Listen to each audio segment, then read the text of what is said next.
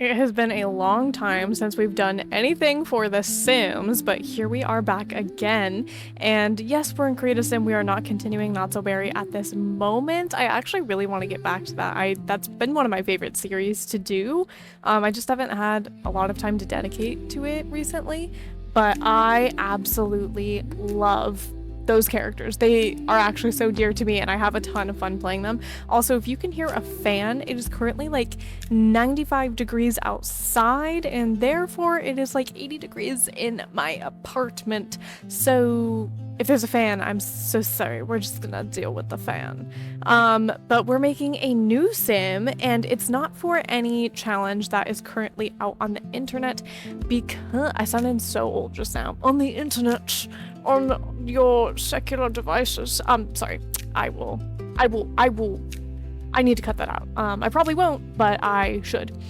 This is a legacy challenge that I created, and it is called the Heirloom Legacy Challenge, and it is all centered around the idea that we all come from somewhere. So we all come from something, and there's parts of our past that catch up to us, maybe even from generations before, of people you never met, people you only heard of. So it's called the Heirloom Legacy Challenge.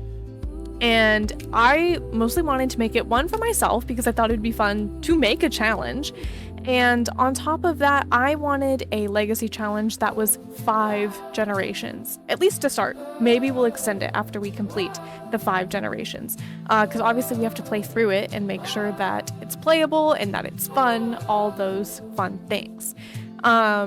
But I wanted to make a legacy challenge that was 5 generations and that was very story focused and not necessarily in the way to where you were stressed out the whole time, like, oh my gosh, I have to finish 6 collections, or I don't know. I wanted a 5 generation challenge that still felt like you were investing in each of the characters and that you were investing in their story.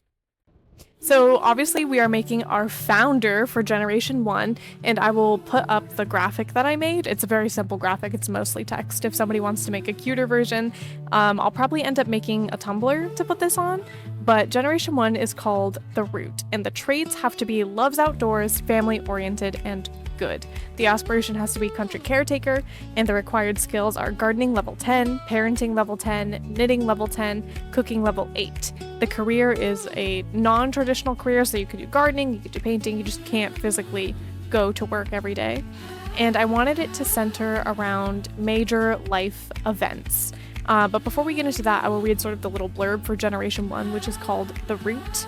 It says, you were raised with very little. Your parents taught you that happiness wasn't something you bought. It was something you built with your own 2 hands. When you inherit an abandoned piece of land in an old crystal pendant, you don't think much of it. To you, it's simply a family keepsake. You dream of fresh air, warm meals, and a home filled with laughter. Every harvest reminds you that even the smallest seed can become something extraordinary. By the end of your life, your simple cottage has become the heart of your family. The pendant hangs above the fireplace, waiting for the next heir. And from that, there are major life events per character, or if I could speak, per heir. So each generation has major life events. Obviously, with Gen 1, you'll be starting with a young adult. So your young adult major life events are start on an empty lot with little to no money, build your home gradually, marry your soulmate, grow all oversized crops at least once, begin a crystal collection, craft your first heirloom jewelry. And then for your adult life stage, your goals are have 2 to 3 children, max your parenting skill, own a cow, chickens, and a llama, reach excellent relationship with each family member. And for your elder life stage, complete your aspiration, leave behind a life story, so you have to write a book, give each child a knitted gift, and pass down the crystal pendant. And collections, which are optional, are display 10 crystals and create a family photo wall. This is obviously all still a work in progress, and I'm gonna make a dedicated video where it's all fleshed out for just the rules and just the expectations for the challenge. And I also wanted to point out that you do not need the packs that I have to play this. You can exchange out the skills, you can change out the aspirations, you can change out some of the goals that pertain to certain packs. The point of this is more the vibes and creating a deep family history for each generation to go off of. So like if you don't have cottage living, and in this, you know, it wants you to have like a cow and a llama and chickens, maybe you don't have that, and that's completely fine. So maybe you have mods. You could add if you can add mods, or even if you're on console, you don't necessarily have to do the animals. Just the base game has gardening, so maybe your challenge is you have to plant at least one of every single type of plant that you have available in the base game, or that you have available with the packs that you have. So there's versatility in this. It's not meant to exclude anybody who's on console and can't do mods. It's not meant to exclude people who don't have certain packs. When I was making this, I literally tried to keep in mind mostly the base game and the packs that I personally have, because there's some that I just don't want. Most of, like the supernatural packs, I just don't have an interest in for the most part, so I don't have those. And there's just certain packs that I don't have an interest in, or that I haven't bought, because as you know, if you buy every single expansion and every single pack and game pack and kit for the game, you're putting in like over $3,000 into a game, and nobody's really about that, you know?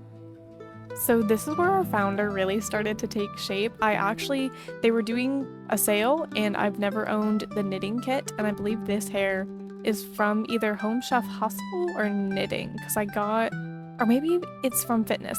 There were 3 kits on sale, and it ended up being like $9 for 3 kits, so that's what I ended up doing. But I based it off of this hairstyle. I based her off of this hairstyle, because obviously Generation 1 is supposed to be very like in touch with the earth and very homey. But I wanted kind of like, I don't know, I wanted her aesthetic to be sort of tough farm girl vibes. Like she's I don't know, she's buff. I picture her like she's throwing hay bales, you know what I mean? So was kind of my main inspiration for her. Her name ends up being Parker, which I don't think I've ever named a sim Parker, and I just love it. I end up putting a top on her that I just immediately based every single outfit off of, so all of her outfits are based off of this. In my mind, Parker comes from family that wasn't necessarily farmers. I know that she's gonna end up being a farmer, but in my mind, her family was just really, really hardworking. And maybe, I don't know, in my mind, she maybe even grew up in like an apartment complex or something, or just more low-income housing in my lore for the story that I'm creating.